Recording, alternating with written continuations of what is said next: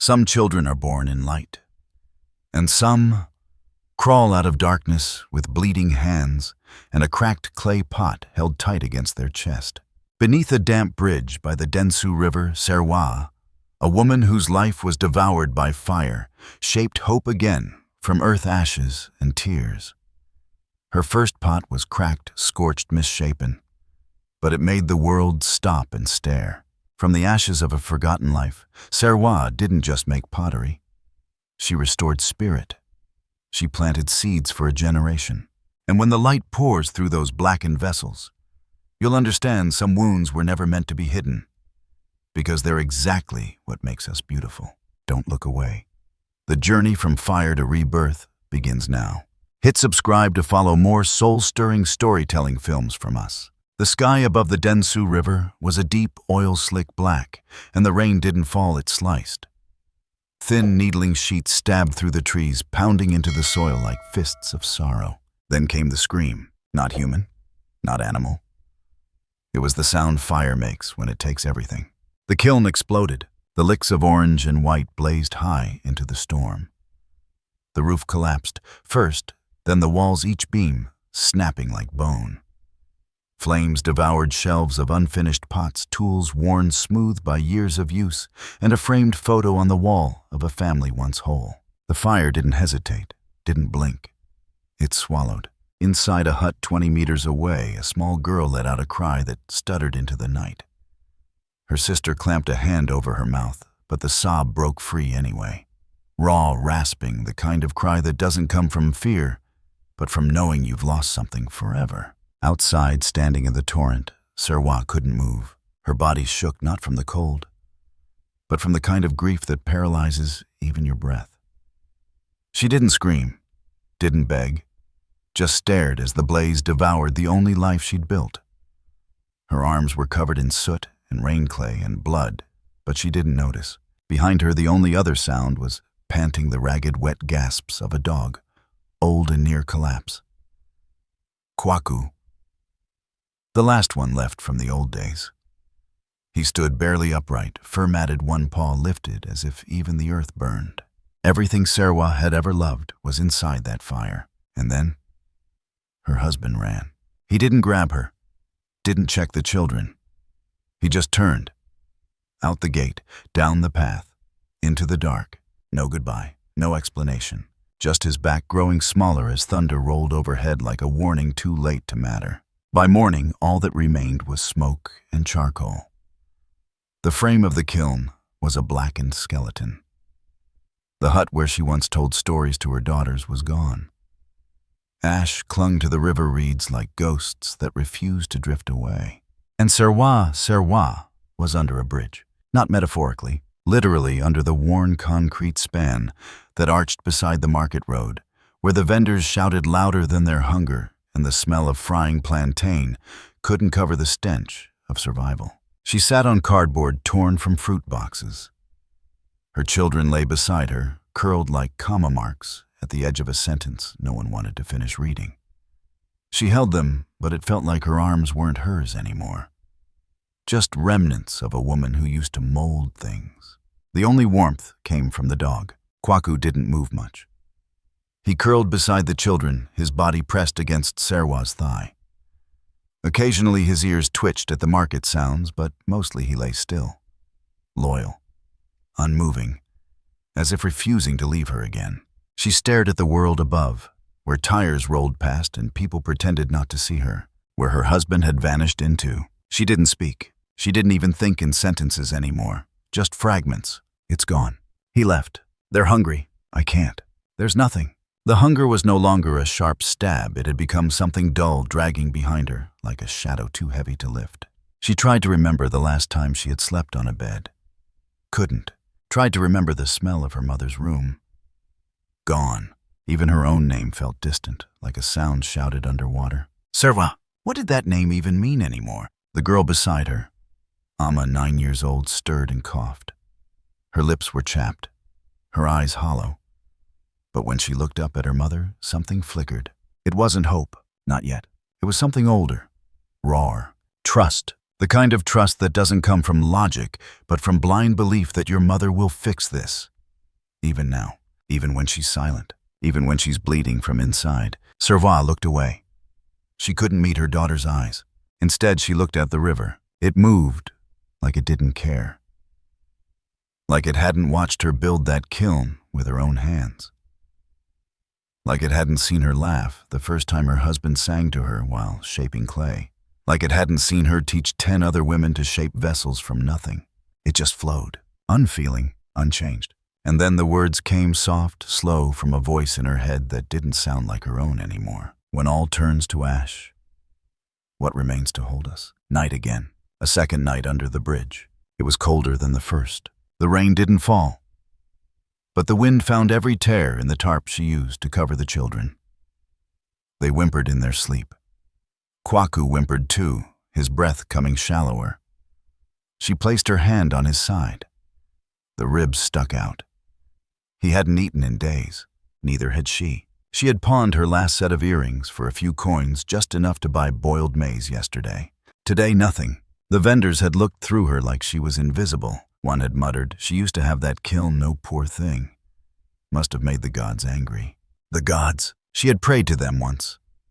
Back when she still believed fire only came to purify, not destroy.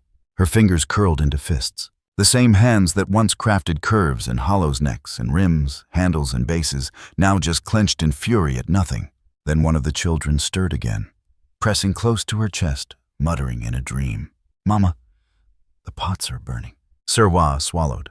It wasn't grief anymore. It was something sharper, deeper, rage-numb, resolve, like a coal buried under cold ash suddenly flaring back to life. Not bright, not yet, but there. She looked at her hands, calloused, torn, empty, but they weren't dead. And if they still moved, maybe, just maybe, she could build something again, even if it was with nothing, even if no one cared, even if it would never be what it once was, because her children were still breathing. And the dog still lay beside her. And the river, though cruel, still offered its mud. She would return to it, not with hope, not with dreams, just with hands, because sometimes that's all a woman has left.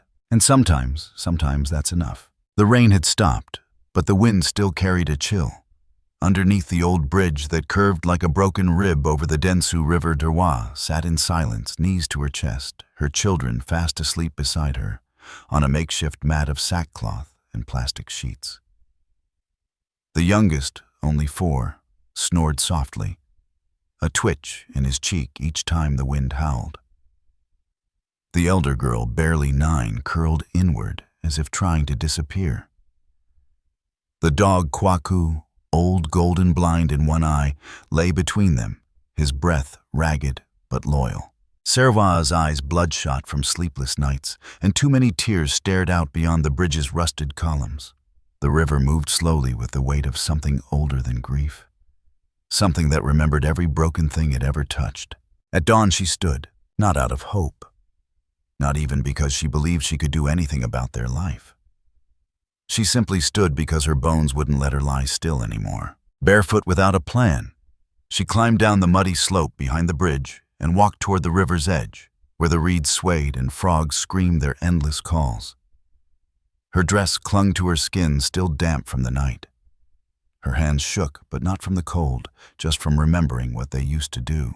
Years ago, her fingers shaped beauty from dirt. Now they were shaking just to stay open. She crouched. Her eyes scanned the shoreline like a starving animal searching for crumbs. Then she saw it, the earth there, darker and thicker than the rest. She touched it. Wet, cold, heavy, clay. Her heart didn't race. No triumphant music played in her head, but her breath caught for a second like something ancient stirred in her chest. A voice she hadn't heard in months. Try again. She dug into the earth. The clay clung to her fingers like a desperate hand. But as she scooped, deeper, sharp gravel cut into her palms. The blood didn't surprise her. The sting didn't stop her. She kept digging. By the time the sun had risen high enough to warm her skin, her hands were red raw, streaked with blood and earth. But beside her lay a lump of wet clay, heavy as sorrow, shaped roughly into a ball. It wasn't much. Not enough to feed her children. Not enough to bring back what she lost. but it was something. It was the beginning of a shape. She took it back to the bridge. Her children watched her with quiet confusion. She hadn't spoken in days. Now covered in mud and blood, she crouched near a flat concrete slab and began kneading the clay. Her fingers worked slowly at first, uncertain. But instinct returned like breath after drowning. She pinched, rolled, smoothed the cracks. The movements were familiar like a prayer. Her hands, though trembling, moved with purpose. She didn't have tools, just her nails, a twig, and the curve of her knuckles. Bit by bit, the clay responded. It became a small vessel. Imperfect, lopsided, fragile, but real. She set it on a dry patch of ground and watched it with the care of someone guarding a newborn. Then, she gathered dry grass, bits of wood, and old plastic bags. She made a tiny nest. At the center, she placed the clay piece. With a box of damp matches someone had left behind at the bridge, she lit the pile. It took 4 tries. Her hand shook so badly that one of the matches snapped in half, but on the 5th try it caught. The fire sputtered, hissed, then bloomed soft orange, licking at the base of the vessel. It wasn't a kiln, but it was flame, and for now that was enough. For hours, she sat in silence, feeding the fire like a sacred rite. Her children huddled beside her, whispering questions. She didn't answer. The dog rested its chin on her foot, eyes half closed, body curled protectively toward the heat. As dusk painted the sky in bruised lavender and gold, Serwaa reached for the vessel. It was warm, solid, streaked with soot. She turned it in her hands. The bottom was cracked. One side had slumped slightly. It would never hold water. But it was beautiful in its brokenness. Not because it was perfect, because it had survived. And that for now felt like a kind of miracle. That night, Serwaa tucked her children in beside her, wrapped in what remained of an old curtain she'd once used as a window shade in the home they lost. Then quietly she placed the vessel between them, not on the ground, not at their feet, but in the center, like a small, smoking heart, still beating. She didn't cry, she didn't speak, but as her eyes closed, her hand found the shape of the clay again. Warm, rough, real. She drifted into sleep. Her thumb still pressed against its charred edge, like someone making sure that hope hadn't run away in the night. Morning. Birds chirped in the trees above. The air smelled of smoke and river water. A soft noise woke her. Footsteps. She opened her eyes. A woman was standing a few feet away. Clean clothes. A hat that shaded her face. She held a camera in one hand and a bottled water in the other. "Did you make this?" she asked in accented English, pointing at the vessel. Serwaa didn't answer. She sat up slowly, pulling the children close. The woman crouched. Her eyes studied the vessel with a curiosity that felt almost reverent. "It's beautiful," she said softly. She took a picture. "Can I buy it?" Serwaa blinked. No one had offered her money for anything in over a year. Her mouth opened, but no words came. The woman reached into her bag and handed her a crisp 50 cedi note. Then with a smile, she turned bottle swinging from one finger and disappeared across the path. The vessel went with her. Serwaa stared at the bill in her hand, like it might dissolve. Her daughter touched her arm. "Mama, that was your first sale." Serwaa looked at her. Her lips didn't smile, but her eyes did. "No," she said, voice barely audible. "That was our first beginning." That night she did not sleep. She went back to the riverbank and dug deeper. The cuts on her hands reopened. The blood flowed again. But this time she welcomed it, because now she wasn't just shaping clay. She was shaping the story that her children would remember long after the bridge, the river, and the pain had become nothing but shadows behind them. And deep inside, a fire began to burn again. Not in the kiln, but in her chest. In the place where courage had waited all along, beneath the ruin, beneath the hunger, beneath the mud, waiting for her hands to find it. Again, the morning began like most others, thin light bleeding through the mist above the Densu River. Damp cloth clinging to skin and the ever-familiar weight of almost nothing. Serwaa was crouched by her stall, though calling it a stall was generous. It was a stretch of ground just outside the Makola market, a strip of dirt and tarp between a seamstress's shack and a boy selling used shoes. Her display was a piece of broken plywood propped up on 2 bricks. On it sat 5 clay vessels, each one molded by hand, each one different. The lines weren't perfect. The lips were uneven. Fire marks licked up the sides like fingerprints from the kiln that no longer existed. But they were hers. She didn't shout like the other vendors. She didn't plead or chase after tourists.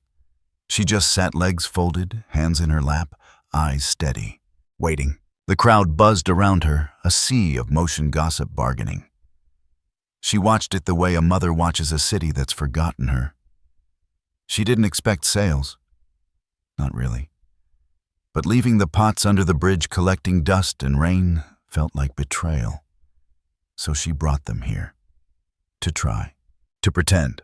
To breathe.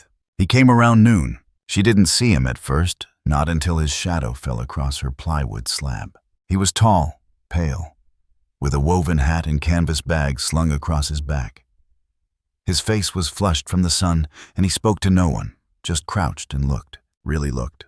Not the way tourists glance at poverty like it's a painting, but with genuine attention. His fingers hovered over the pots, like he didn't want to disturb something holy. "This is yours?" he asked in slow English. Serwaa nodded. He picked up the smallest one, lopsided, streaked with char, but oddly elegant in its imperfection. He turned it in his hands, the weight of it making him smile. "How much?" She hesitated, then held up 4 fingers. He looked confused. "Sedis," she shook her head, then raised 2 fingers instead. He laughed not unkindly and gave her a 10 cedi note. Far more than she asked. Then, and this was the part she'd never forget, he took out his phone, held the pot against the light, and snapped a picture. Click, just that. A soft shutter sound in the middle of a noisy afternoon, but it echoed, deep. He held the phone for a second, typed something quickly, then gave her a small nod and walked away. Serwaa watched him disappear into the swarm of bodies. She didn't know what he'd written. She didn't know what Instagram was. She didn't know what a caption like "burnt clay beating heart" would mean to a digital world she had no access to. All she knew was that someone had seen her, and maybe that was something. The next morning she was still under the bridge, warming water for the children with a borrowed kettle, when the first woman approached. She wore clean sandals and a curious smile. "Excuse me, are you the one with the pots?" Serwaa blinked, nodded. "I saw a photo of one online. Do you still have more?" The woman bought 2. That afternoon, a man arrived, this one holding his phone out, scrolling, zooming in on the image of the pot with fire-marked streaks. "This one," he said. "I'll take anything like it." He bought one, then asked if he could return tomorrow. Serwaa felt it a shift, small but real, like wind changing direction. By the 4th customer in 2 days, she grew suspicious. She wasn't used to people seeking her out, let alone asking her what the price was. She began wrapping each pot in strips of discarded newspaper, slowly, precisely, like the pots deserved care she couldn't afford for herself. But then came something stranger, an envelope. She didn't own a phone, let alone an email.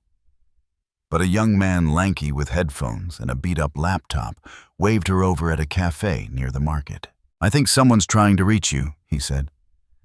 "They posted about you on a travel page. A French guy. I think he emailed you." Serwaa looked at him blankly. He motioned to the screen. "You don't have an address." She shook her head. He opened the browser anyway. Typed, clicked, scrolled. Here he said finally, "Look." On the screen was the photo. Her pot. The one the Frenchman had bought. Sitting on a table somewhere in Marseille, beside a vase of tulips and a steaming cup of coffee. The caption read, "Burnt clay, beating heart. Found in Ghana. If you know who made this, tell her the world is watching." Below it, hundreds of comments. "Where can I buy this? This is stunning. This looks like the work of ancient hands." One comment from a boutique owner. "We would like to order 10 pieces. Can someone contact the artist?" Serwaa leaned forward as if the screen could swallow her. She wasn't breathing. The young man grinned. "I can help you reply if you want." She didn't answer at first. Then slowly she nodded. That night under the bridge, her children huddled close. Mama Amma whispered, "Did you sell one again today?" Serwaa didn't respond. She was holding something.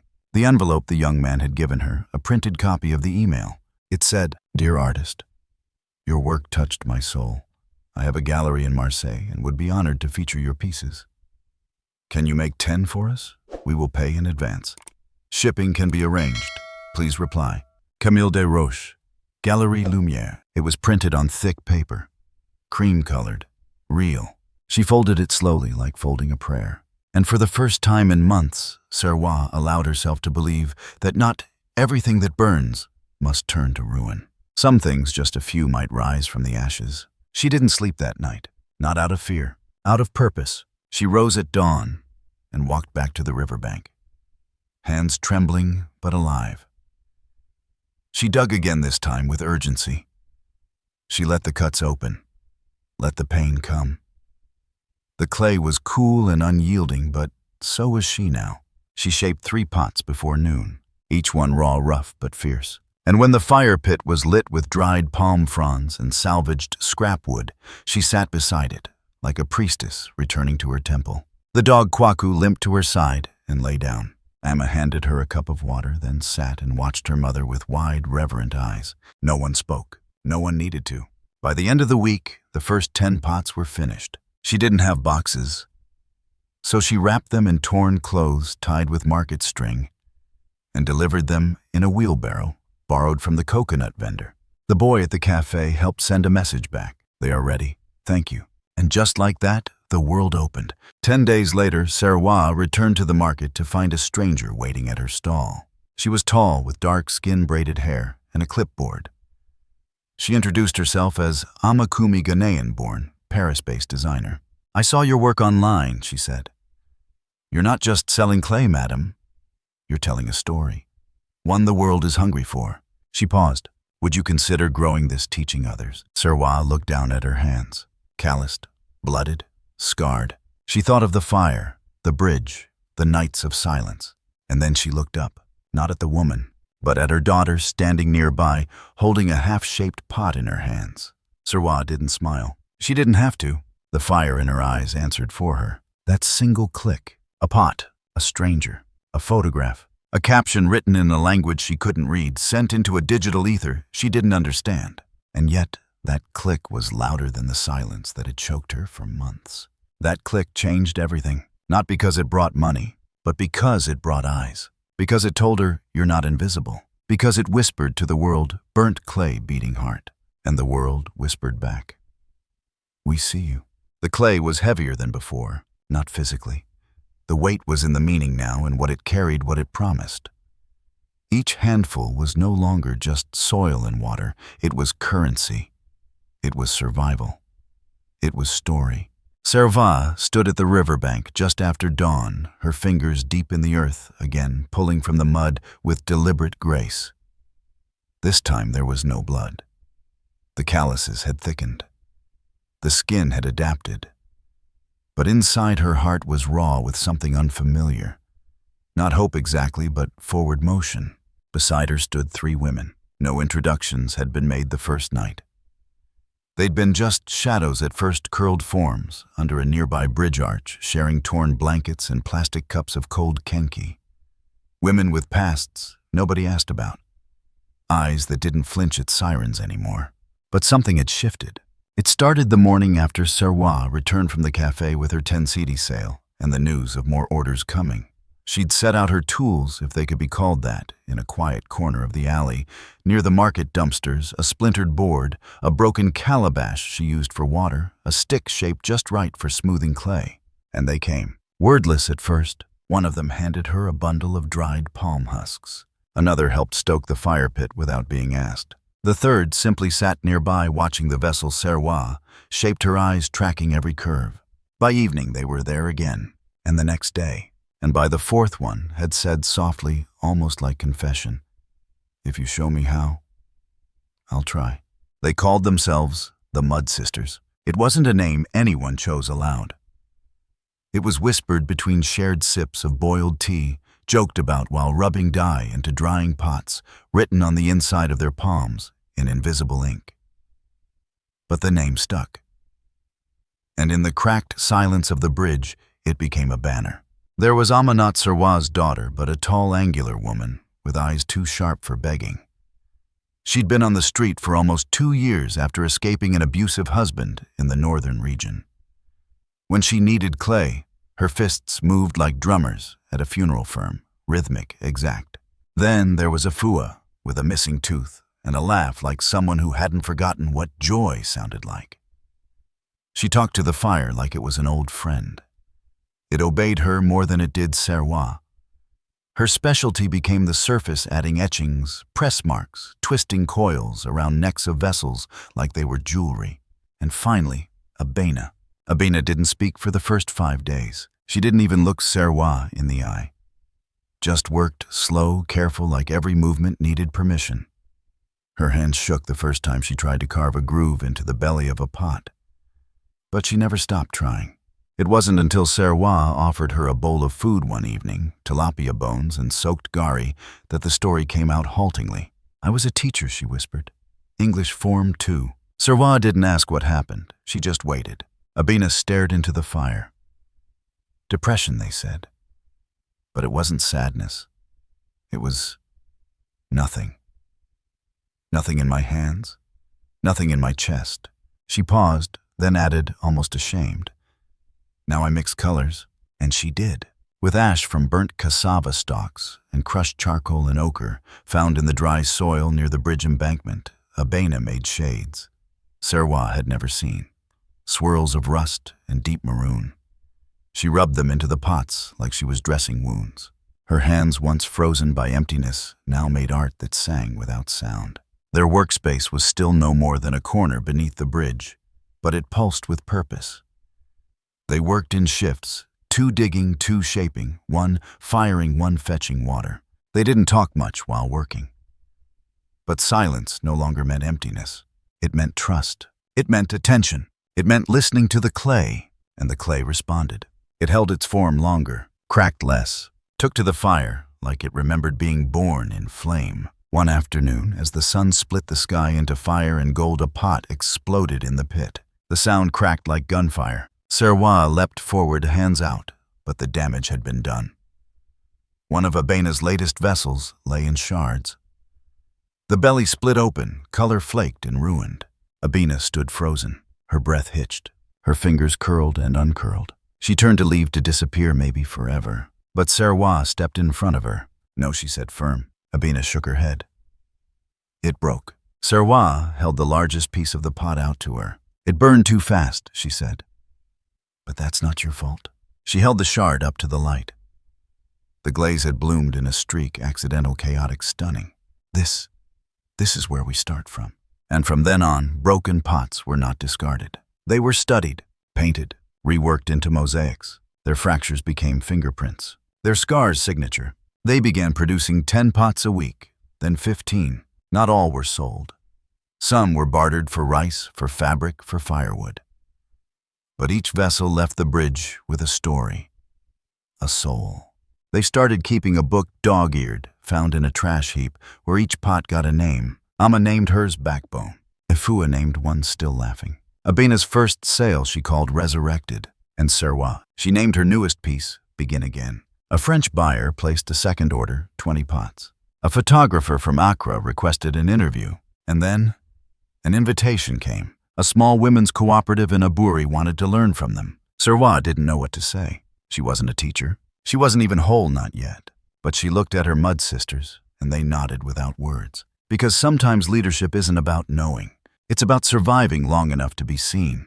The day they built the first real shelter was the day it rained. Not the thin, mocking drizzle they'd come to expect, but a storm. The kind that swept markets into rivers and bent trees to the ground. But they stayed dry, because they had wood, and tin, and tarps donated by a vendor whose sister had once learned English from Abena. It wasn't much, but it was theirs. They called it The Nest, painted the name in ash and dye on the front panel. And that night, huddled around the fire, Serwaa looked at their hands. All of them, burnt, blistered, bandaged, but alive, capable, holy. Not one of them was trained. Not one of them had a degree in art or business or pottery. But together they built something sacred. It didn't start with grants, or loans, or charity. It started with dirt, and water, and broken women who said yes one more time, when the world had told them no too many times to count. It started with hands, And hands remember, even when the heart forgets, even when the mind doubts. Hands remember how to build, how to mend, how to make something again. It started with footsteps, not the usual rhythm of market goers or children skipping rocks by the river. These were different, deliberate, slow, heavy. The kind of footsteps that make even wind hold its breath. Serwaa was kneeling near the fire pit, hands dusted with ochre, smoothing the base of a new vessel. The flame danced beside her, warm and calm. Behind her, the other women worked in quiet focus. The sun hung high, catching the edge of the clay just right. For a moment, everything felt whole. Then the shadow fell. 4 men, hard faces, jeans too clean, boots meant to stomp, not walk. One wore a leather vest in the heat. Another had a chain wrapped twice around his wrist. They didn't speak at first. They just stood there looking down at the pots, at the fragile beauty born from ash and women who had nothing. Serwaa stood slow and steady. She didn't ask who they were. She knew. Everyone knew. The market boys. Not a gang. Not officially. Just men who decided that nothing should grow in this city without paying for the right to exist. The leader finally spoke. His voice was dry like broken cement. This land's not free.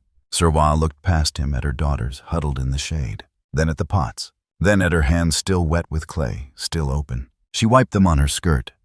We're not selling drugs. We're making art. The man smirked. Everything's a business, Auntie, even art. Ifua stepped closer, her voice sharper. This place was empty before us. You didn't care then. That was before the white people came looking for pots, the man replied. Abina's hand clenched around a carving tool. Serwaa raised hers slightly. Don't move. The man crouched beside the display board. Picked up a finished piece, Abina's, a tall jar with fire-burned streaks like lightning. He turned it once. Then without warning let it slip from his fingers. The sound shattered the air. The pot cracked in 3 pieces, the top skidding across the dirt like a broken prayer. Silence. Then another man kicked over the wooden stand. 2 more pots toppled. One cracked. Another split in half. Shards bounced at Serwaa's feet. Abina gasped. Ifua reached for a stone. Serwaa didn't flinch. Her voice, when it came, was low. Calm. But cut through the tension like a blade. You don't scare me. The leader turned, amused. What? She took a step forward. Her feet were bare. Her skirts smeared with earth. Her hands, bleeding slightly from where the pottery knife had cut earlier, were open palms, red and raw. I've been burned alive already, she said. By fire, by men, by silence. If you think breaking a few pots will break me, you came too late. For a second, the men hesitated, not because she was a threat, but because something in her eyes told them she was no longer afraid of losing anything. And people like that are dangerous. The standoff held. Then one of the younger men muttered, "We're wasting time." And just like that, they turned. No fight, no payment exchanged. Just retreat, slow, deliberate, like wolves who'd tested the prey and found bone under the skin. But not all of them left. One remained behind, not out in the open, just at the edge, watching. A woman. She'd been with them, hooded, arms folded, quiet. The men hadn't spoken to her once. She hadn't touched a pot. But now, as the others disappeared into the sun glare, she stayed. Her eyes scanned the wreckage. Then, wordless, she crouched. She picked up one of the shards, Abina's broken jar, and turned it over in her hands. Gently, tenderly, she ran a thumb across the fire-glazed surface. Her lips moved, but no sound came. Then, just as silently, she placed the shard on the ground and walked away. No apology, no promise, just that small act, as if to say, I see you. 3 days passed. The women worked with bruised hearts and bandaged fingers. No one spoke about the broken pieces. But every time one finished a new pot, she placed it exactly where the old ones had been destroyed, like a silent refusal to bow. They didn't ask if the men would return. They just prepared for it. Amma started sleeping with a crowbar beneath her mat. Ifua kept a shard of pottery sharpened like a blade. But they kept shaping, because fear could only kill you if you stopped. Then she came back, the woman. Late afternoon, just before the sun began to turn gold. Serwaa was sitting beneath the wooden frame they'd started calling the studio, sipping warm millet water. She saw her approaching from the far path, hood still up, arms crossed. But this time, there was a child with her. A boy, 6, maybe 7, clutching a piece of bread like it might disappear. They stopped at the edge of the workspace. Serwaa stood. The woman pulled back her hood. Her face was thinner than Serwaa remembered. Older. Eyes sunken, skin tight over cheekbones. But her expression, flat and guarded, held something behind it. Not shame, not pride. Something in between. "I used to be a cleaner," she said finally. "Before the divorce. Before the baby." No one interrupted. She continued. "They kicked me out when I stopped paying. Slept near the train station. Then the boys found me. Told me I could be useful. I believed them." Her voice cracked just once. "I didn't want to break your things." Silence stretched. The boy fidgeted. "I don't want pity," she said quickly. "I came because I need work. Anything." Serwaa didn't respond immediately. She looked around at the women listening at the pots in various stages of birth, at the fire pit still warm. Then she reached for the piece Abena had mended, half of her original broken pot, now mounted with copper wire and glaze reborn as sculpture. She handed it to the woman. "Show me what you see." The woman stared at it. "I see pain." "Everyone sees pain," Serwaa said. "Look again." A long pause, then so quiet, it was almost a whisper. "I see something still standing." Serwaa nodded. "Good, then you can stay." Her name was Lydia. She didn't speak much, but her hands were fast. Within 2 days, she was smoothing rims with the calmness of someone who understood the cost of hesitation. Her son Kojo became a fixture at the camp, running errands, fetching water, scribbling pictures of the pots in the dirt. And with Lydia's arrival, the line blurred even more between rescue and revolution. Because every woman there had a past she didn't want to revisit. But now, they had a future they were building. With clay, with blood, with refusal. That night, as they all sat eating roasted cassava and sipping leftover broth, Abena lifted her cup. "To broken pots," she said. Everyone chuckled. Then Serwaa raised hers too. "And to women who don't stay broken." The fire cracked. Somewhere beyond the bridge, thunder rumbled again. But this time no one flinched. Because they had something stronger than protection money. They had each other. And when women like them dare to dream out loud, the world either makes space or burns trying to stop them. The kiln was nothing more than a dome of packed clay and brick scraps, with smoke-stained openings like hollow eyes and a fire pit that never quite slept. But to Serwaa, it was cathedral enough. A sacred space where destruction and creation shook hands. On this particular morning, the wind dragged long shadows across the yard as Serwaa sat cross-legged in front of the fresh batch. 21 pots sat cooling on makeshift racks, still whispering heat, still smelling of earth and ember. Each one bore the unmistakable marks of her tribe, cracked lips, blistered glaze, fire scars that ran across their bellies like lightning etched in stone. And yet, they were beautiful. Not in the polished, symmetrical way you'd find in showroom pieces or gallery collections. No, these vessels were unapologetically imperfect, tilted, warped, and singed. The kind of beauty that didn't ask for approval because it had already survived the worst. That morning, Abena knelt beside her, holding one of her finished jars, a swirl of rust and black that looked like it had been pulled straight from a storm. "This one," she said softly. "I think it's my favorite." Serwaa didn't answer right away. She was staring at the marks near the base, a faint thumbprint, her own, pressed there before the firing. Unintended. Permanent. She reached for another piece, then another. Each bore something similar, a fingerprint, a scratch, the slight tremor of a hand that had once trembled from hunger or grief or rage. Their imperfections weren't just present, they were the signature. She stood. "Bring everyone," she said. Now. They gathered around the table, Ama, Efua, Lydia. Even little Kojo trailing behind, with charcoal smudged on his cheeks. Each woman carried a piece from the new batch, and they laid them out like offerings. "I need a name," Serwaa said. They stared. "For what?" Efua asked. "For all of this." Serwaa gestured to the pots, the kiln, the fire pit, the hands holding clay-stained hope. "We can't just keep selling as woman at the bridge. If this is going to be something, it needs a name."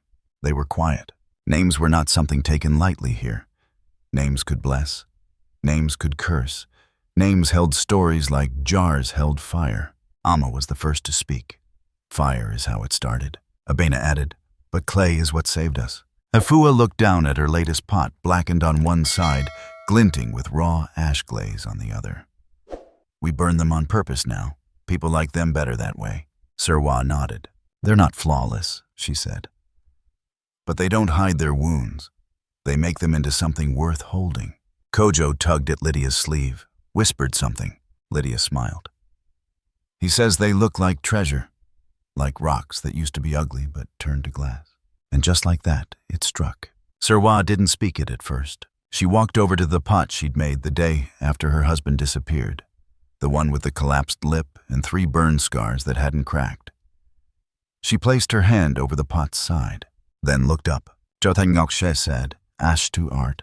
A pause, and then a murmur moved through the women like wind through tall grass. Ash to art. Burnt things becoming beauty. Wounds turned to witness. They said it again, this time aloud. Ash to art. And for the first time, they knew who they were. The next batch of pots bore that name pressed into the base with an improvised stamp. A small carved stick with a swirl and dot pattern Abena designed. But before the firing, Serwaa added something else. A fingerprint. Each woman pressed her thumb into the clay. Not hidden, not subtle, right near the base, where it would catch soot and flame and memory. Not as makers, as survivors. Each print whispered a story into the shape it clung to. I lost everything. I fought back. I am still here, the buyers noticed. That week, an Italian collector requested photos of the thumbprints. We've never seen anything like this, he wrote. It's as if the pots have souls. A journalist from Paris emailed 2 days later. She'd seen the now viral post from the French tourist months ago and tracked the pottery to Ghana. She wanted to write a feature. Serwaa didn't understand most of the request, but she said yes anyway. The journalist came in person. Her name was Elise. She was kind, quiet, wore linen and walked barefoot in the yard.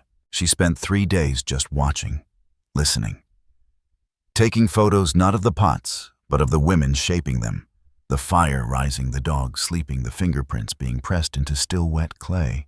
Before leaving, Elise asked Serwaa one question. What is it that makes your work different? Serwaa thought for a long time.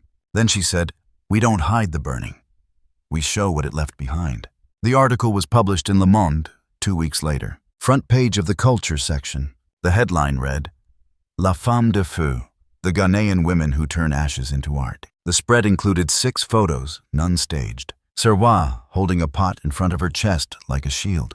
Abena laughing beside the fire pit. Afua's hands covered in glaze, raised to the light. Lydia sleeping in the shade. Kojo curled beside her. And the final photo, a shelf of finished pots, everyone bearing a thumbprint near the base, with the caption, each wound a mark, each mark a testament. The orders doubled that month. A boutique in Tokyo requested a dozen custom pieces. A museum in New York asked for a 3-month exhibition. An NGO offered to fund a permanent workspace. But that night around the fire, the women weren't talking about buyers, or fame, or shipping costs. They were telling stories. Lydia shared how she'd taught Kojo to read by writing letters in the dirt with pottery shards. Amma confessed she no longer dreamed of revenge, but of building a space where women could sleep without fear. Afua admitted she'd once tried to destroy her own pots because she thought they weren't good enough. But now every burn mark felt like a blessing. And Serwaa, she looked around at them, these women who had once only existed as whispers in the city's forgotten places. And she saw warriors, soft-spoken, fire-forged, rebuilt from grief. She looked down at her hands, the cracks in her fingers, the permanent glaze dust in her cuticles, and she smiled. Because even if the world never understood what they were doing here, they did. They weren't making pots. They were shaping proof that broken things, burned things, discarded things, could still hold something beautiful. It was just past noon when he appeared. The sun had begun its descent, stretching shadows across the yard, where the kiln whispered smoke. The women were working quietly, hands in motion, fire flickering beneath a fresh batch. Laughter drifted from one side of the shelter, Afua teasing Lydia about her lopsided rim. Then a stillness, not in the air, but in Serwaa. She was in the middle of shaping a bowl when her fingers paused, mid-curve, clay slick, and pliable under her palms. Something had shifted, some gravity pulled sideways. And then she heard the voice. "Serwaa!" It wasn't loud. It didn't need to be. She turned, and there he was. Quaim, thinner than she remembered. Face-drawn skin stretched over sharp cheekbones, the lines around his mouth deeper than time alone could carve. His shirt was stained with sweat and road dust. His hands hung limp at his sides, as though unsure if they had the right to reach. He looked like someone who'd been searching for a door that didn't exist until now. She didn't speak. Neither did the other women. They all watched. Quaim cleared his throat, stepped forward. "I heard what you've done." Still silence. He looked down at his feet, then up again. His voice cracked. "I shouldn't have left. Not like that. Not when everything burned." No one moved. The only sound was the fire snapping softly in the kiln behind them. "I was afraid," he said, eyes shining with something too late to be remorse and too sharp to be performance. "I thought I couldn't fix it. That you didn't need me." "You were right," Serwaa said. Her voice was quiet, but it hit like a wave against stone. "You didn't fix it, I did." He blinked. She took a step forward, not to embrace, not to console, just to see him clearer in the light. "You left me," she said. "Not in a moment of confusion, not in a mistake. You turned your back on your family and walked into the dark." Quaim opened his mouth, then closed it. "I buried my grief under the bridge," she continued. "I shaped it with blood.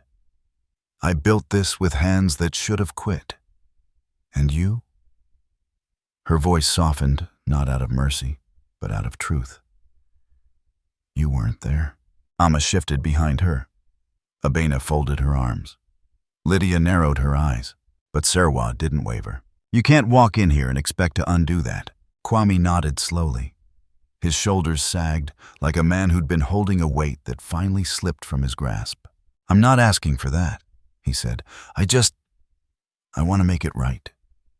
If I can." Serwaa studied him, not his face. His hands, calloused but different. Not from clay. From something else. Something distant. She pointed toward the perimeter wall where the firewood was stacked and a makeshift drying rack leaned crookedly. "We need help chopping wood and clearing the kiln base." He turned, following her finger, then looked back puzzled. "You want me to work outside?" She nodded. "You said you want to make it right. Start there." He came back the next day, and the day after. No complaints, no pleading, just work. Hard, quiet, repetitive. He cut wood, hauled water, patched leaking tarps, never once asked to come near the kiln, never tried to sit by the fire. The women barely spoke to him, not from spite, but because the silence was its own kind of judgment. Amma watched him like a hawk. Afua kept her tools locked. Even Kojo, curious by nature, stayed closer to his mother when Kwame passed by. But Serwaa noticed something else. Quaim no longer looked like a man seeking forgiveness. He looked like a man learning to live with the absence of it.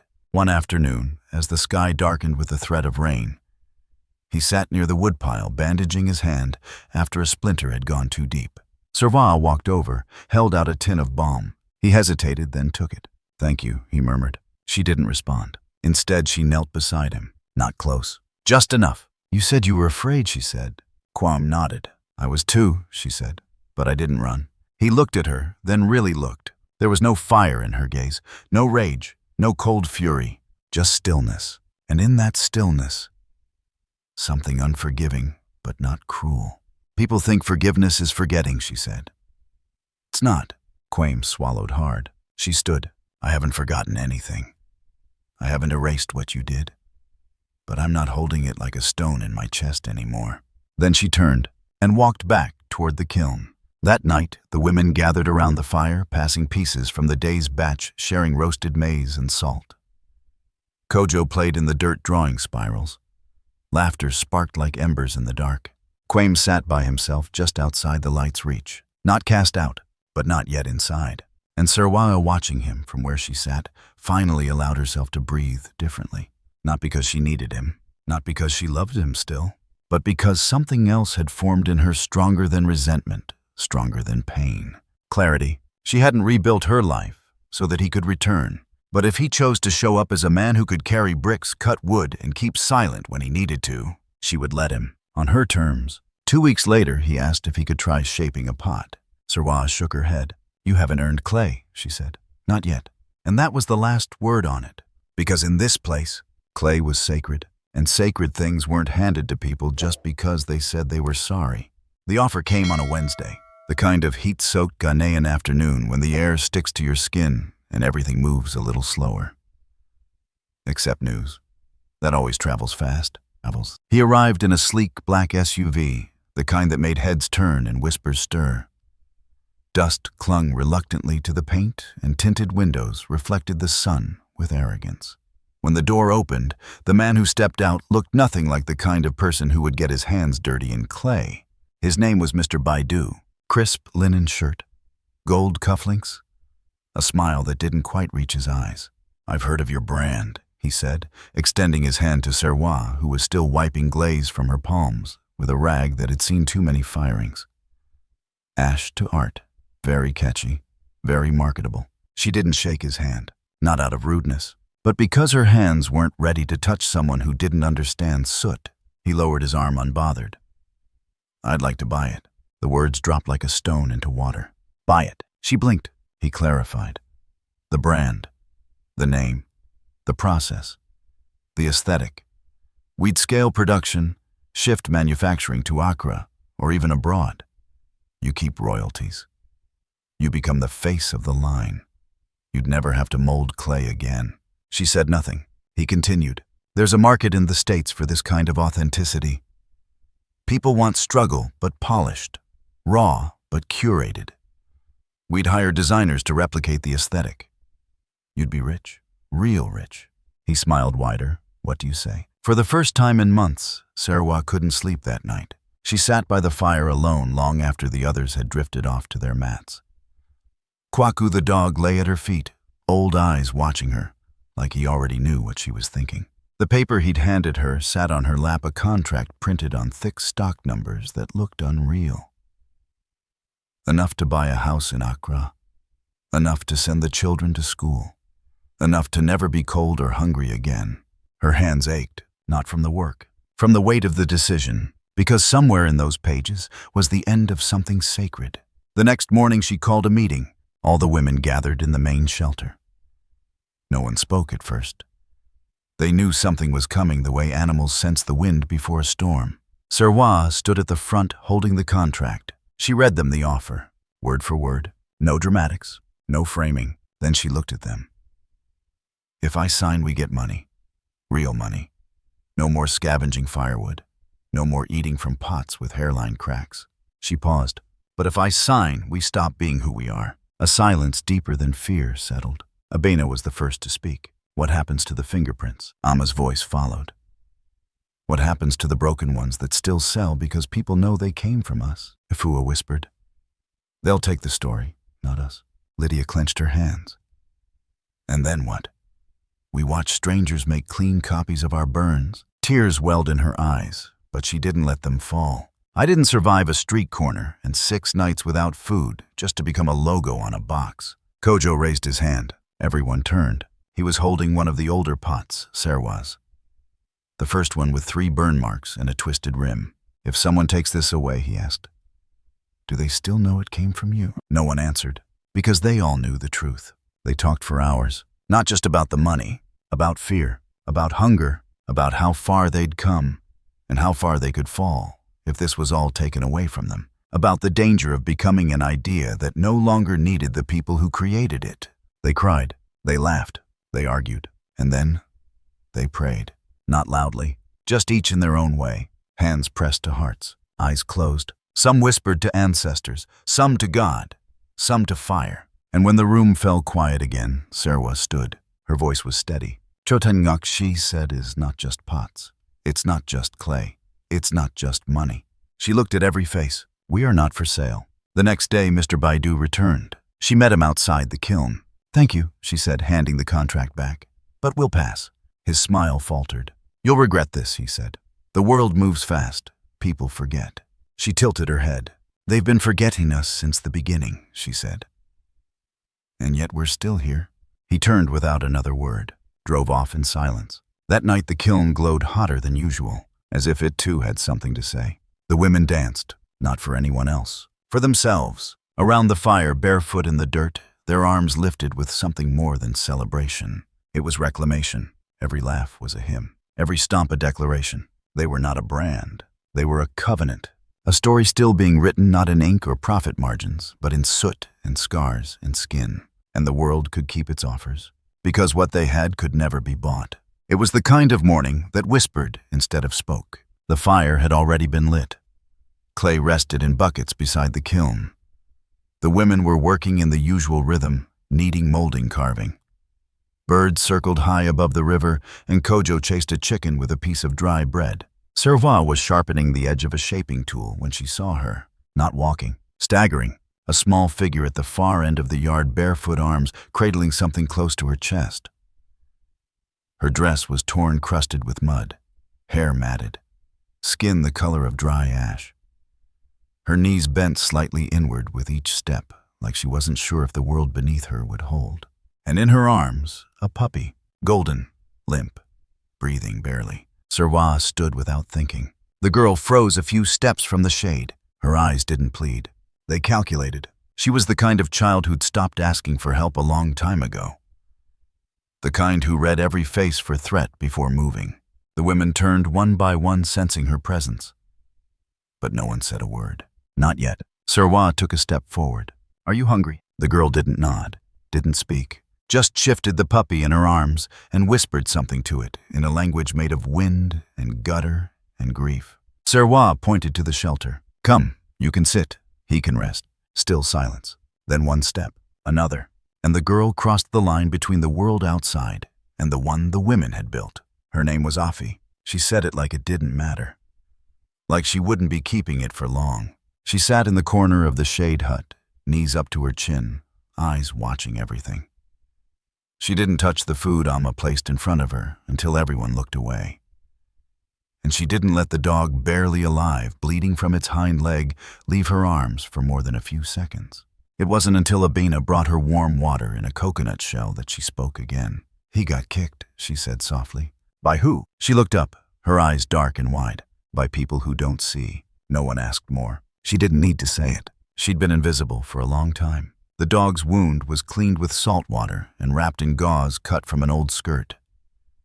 It whimpered once, then curled beside Afi, who refused to sleep on a mat.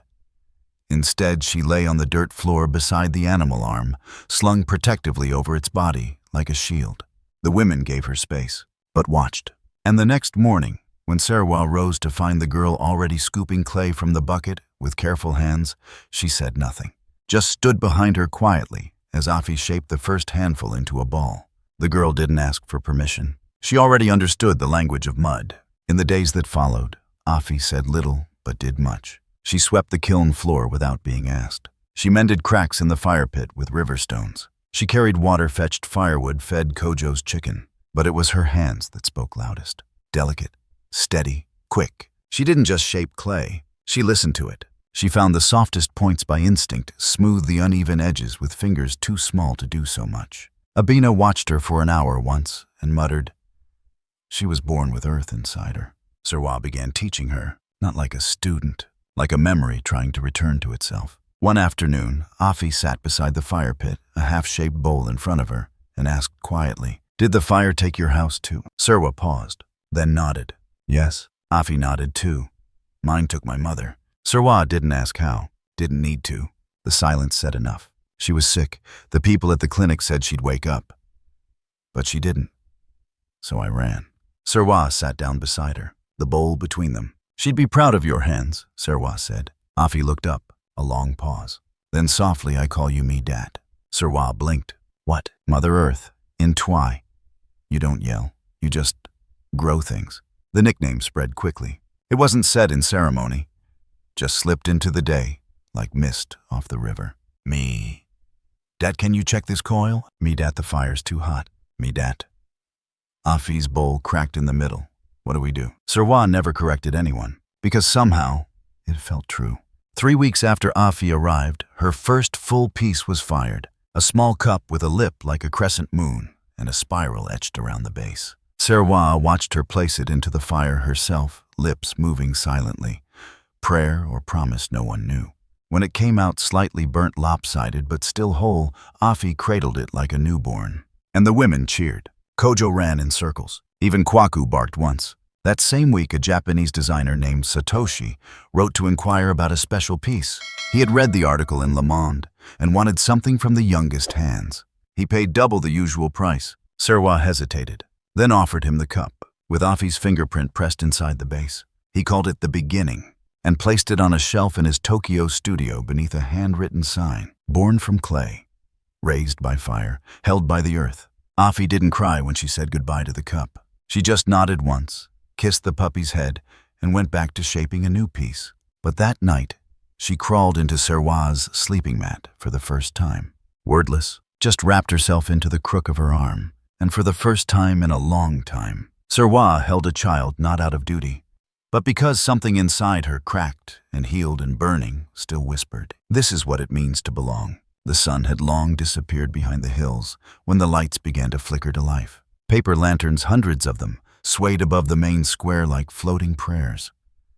Warm hues, amber gold, soft crimson bathed the stone walls and dusted children's faces with a glow that felt sacred. Strings of bulbs lined rooftops and arched over the pathway that led to the heart of the village, a wide circle cleared for dancing music, and now something different. At the center stood the exhibit, not of paintings, not of textiles or masks, but of fire-born clay. 25 vessels each, shaped by hands that had once trembled, blackened at the edges, glazed by smoke, kissed by scars, and arranged in a spiraling display. From the smallest warped teacup to the tall urn with etched thumbprints rising like a tree trunk, each piece whispered its own survival. A large hand-painted sign above them read, "Tro Than Ngak," from ash to art, and beneath that, "What broke us, built us." Serwaa stood just outside the circle of light hands, clasped. She wasn't in her usual clay-stained dress. Tonight she wore a simple wrap of deep indigo bare feet and a strand of beads around her wrist, burnt clay beads handmade by Kojo and Afi. Her hair was braided back, her eyes lined with kohl, but it wasn't ceremony that marked her presence. It was stillness, a stillness forged by fire. Around her, the women of the workshop gathered Abena Ifua, Lydia Ama, each dressed in colors that echoed the pottery soot gray, ember red, earth brown, storm blue. They carried themselves like daughters of ruin who had rewritten their own names. And among them, Afi stood tall in a dress stitched from scraps of cloth dyed with ash and turmeric. In her hands, a lantern she'd made herself shaped like the first pot she ever molded. Even Kwaku, the old dog, lay curled on a mat nearby, his golden fur reflecting the festival lights like a flame refusing to dim. When the music stopped, the crowd parted. Someone tapped the microphone. Madame Serwaa, the village organizer, said, "Would you speak?" She stepped forward, not rushed, not rehearsed, just real. She took the mic and looked at the faces around her. Some familiar, some strangers, some who had once crossed the street to avoid the women who now stood like queens. Her voice was low but carried. "I was not born from fire," she began, "but I was reborn in it." A hush. She turned slightly, hand gesturing toward the display behind her. "These pots are not perfect. Some are crooked. Some are broken and rejoined. Some carry burns that could not be hidden. But they are beautiful, not in spite of those things, but because of them." A pause, and so are we. The crowd held its breath. We are the ones who slept beneath bridges, who were told no, who were left behind. But we did not stay there. We reached into the dirt, into the ash, into the silence. She looked down at Afi, who met her gaze without flinching, and we shaped something. She stepped aside and gestured toward the pots, not just with our hands, with memory, with defiance, with tenderness. These are not objects. They are evidence that what burns does not always disappear. She took a breath, voice thickening. We were once in the dark, but we learned to make light from what tried to destroy us. Then quietly, we learned how to set fire to the pain and call it resurrection. The crowd stood silent. Then applause broke, not a polite clatter, but something thunderous, raw. A wave that rolled forward, catching on every face until people were standing and clapping and even crying.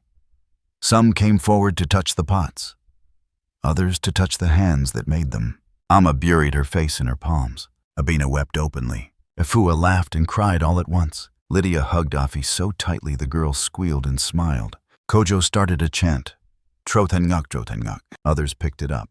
And in the light of 100 lanterns, the women held each other, not just in joy, but in acknowledgement. They had not just made art, they had made meaning, and the world had finally turned to see. Later, after the lights dimmed and the music softened into distant drums, Serwaa found herself alone beside the display. A few festival-goers still wandered past their hands, folded reverently, their eyes pausing on the broken rims and smoke trails. One woman, a stranger, approached her. "I bought one of your pieces," she said, "months ago, in Accra." Serwaa smiled gently. "I didn't know what it was." Then the woman continued, "Just thought it looked wounded. But holding it, it made me feel like my story wasn't finished." She placed her hand on one of the jars of Baina's. "Thank you for making pain into something I could hold." Then she walked away. Serwaa stood still. The fire of the festival flickered against the pieces. One pot cracked slightly from the night chill, but didn't break. The light poured through the fractures, glowed, almost like the pot was breathing, like it was alive. And in that moment, Serwaa felt it again. The memory of fire, the memory of loss, the night the kiln burned, the nights beneath the bridge, the first pot, the blood, the dog's soft whimper, the silence of a husband who never came back the same. And then Afi's voice calling her Midat, Kojo's drawings, the women's hands pressed into clay again and again. And the truth that what survives the fire isn't weaker. It's tempered, it's transformed, and it carries a new name. Jo Tengok, ash to art, but also ash to resurrection, ash to becoming, ash to home. The courtyard was quieter now. Not empty, never empty, but quieter. The clangs and cracks of building, of battle, of becoming. They had softened into rhythm, into routine. The main kiln had been rebuilt twice. The shelter was no longer just tarps and scrap wood. It was real now, with a roof of clay tiles and walls that could hold warmth. The sign that once read Tro Tan Ngak on a piece of painted plywood was now carved in stone above the entrance, smooth and permanent. But the fire, the one that mattered, still lived in hands. Small hands, new hands, children's hands. Serwaa stood near the edge of the workshop watching them. 7 kids, all under 12, bent over their workstations, their brows furrowed in the same way she used to furrow hers. Not out of fear, out of focus. They were shaping bowls and cups and little animals that would never hold water but held something more sacred, belief. And beside them, guiding steady quiet, was Afi. She'd grown taller, her braids now wrapped in red cloth, her voice firmer. She didn't speak often, but when she did, the children listened. Because she didn't just teach them how to mold clay. She showed them what it meant to mold themselves. "Press here," she said to one boy. "See, that's your fingerprint. That means it's yours." The boy looked up, eyes wide. "Even if it's not perfect." "Especially then," she said. And in the background, Serwaa smiled. It had been her idea, a school not of grades, but of hands. There were too many children sleeping in bus stations and under market stalls with stories too heavy for their age and names no one remembered to ask. So she opened the doors. No tuition, no forms, just show up and stay. If you could hold clay, you could belong. That was the rule. Kojo had painted a mural on the far wall. Giant hands holding a flaming pot with names etched into the fingers. Lydia, Efua, Abena, Amma, Serwaa, and one small name at the bottom, Afi. Underneath, in chalk script, the phrase, "We came from ash, but we were never dust." The email arrived one rainy Thursday. Subject line, "Ash to Art, Paris Exhibition Invitation." It came from the same gallery that once published the La Femme de Feu article. They were hosting an international showcase on transformation through art. And they wanted Tro Tan Ngak to be the centerpiece. Serwaa stared at the screen in the workshop office, an old laptop someone had donated, and read it 3 times. They asked for one pot. Just one, but not any pot. They asked for the one. The first, the one she made with bloodied hands under the bridge. The one with the cracked lip and fire-kissed rim. She stood slowly and turned to her daughter. Amma, not the same Amma from the workshop. Her own blood, now 17. Poised, quietly radiant, with Serwaa's fire and her father's cheekbones. "Will you take it?" Serwaa asked. Amma blinked to Paris. Serwaa nodded. "Let them see where it started. But I want you to be the one to stand there." Amma's voice caught. "Me." "You carry it now," Serwaa said. The name, the story, the fire. The night before the flight, they held a ceremony. Not formal, not public, just the women of the workshop. And the children they'd raised gathered around the oldest kiln, with candles made of leftover wax and string. The pot rested in the center on a woven mat. They didn't speak. They placed their hands on it one by one. Serwaa last. "I made this when everything was gone," she said softly. "And now it goes forward. Like we did." Afi stepped forward and gave Amma a small pouch of ash. "For the base," she said, "so it remembers home." Amma held both the pot and the pouch as if holding breath and fire at once. Paris was cold. Amma stood outside the gallery, clutching the pot wrapped in linen snowflakes, catching in her hair. When she entered, cameras clicked. Curators greeted her with reverence. But she moved slowly, carefully, as if walking among ghosts. The exhibit was called Ash to Art, the Fire Within. And there, beneath a spotlight on a pedestal of reclaimed wood, she placed it. The pot, unpolished, unrepaired, scarred and glowing. The plaque beside it read, "Formed beneath a bridge. Fired in open flame, born from hunger, held by generations." The first vessel, Serwaa Ghana. Amma stood beside it, not smiling, but strong, like her mother, like the fire. Back home, Serwaa watched a live stream on the same donated laptop. Children gathered around her. Afi sat beside her, the puppy now grown and graying at her feet. The screen flickered slightly, but the image was clear enough to see Amma placing her hand on the pot, the same way Serwaa once had. A tear slipped down her cheek, not out of grief, out of recognition. She had done it. She had not just survived. She had created something that could live without her. In the final scene, we return to the workshop. Children are laughing. The kiln breathes. The pots dry in the sun. Afi teaches a girl half her age how to smooth the lip of a bowl. Amma returns from Paris with stories and photos and quiet awe. Serwaa, older, now watches from the doorway, her hands weathered, her heart whole. The camera pulls back. We see the full circle. The courtyard, the kiln, the mural, the fire, and the people, alive, becoming, belonging. A voiceover, soft, steady. Serwaa's. "The fire took my home, but it also gave me back my life. It burned what needed to end, and in its heat, something bloomed that no one ever believed could grow from ash.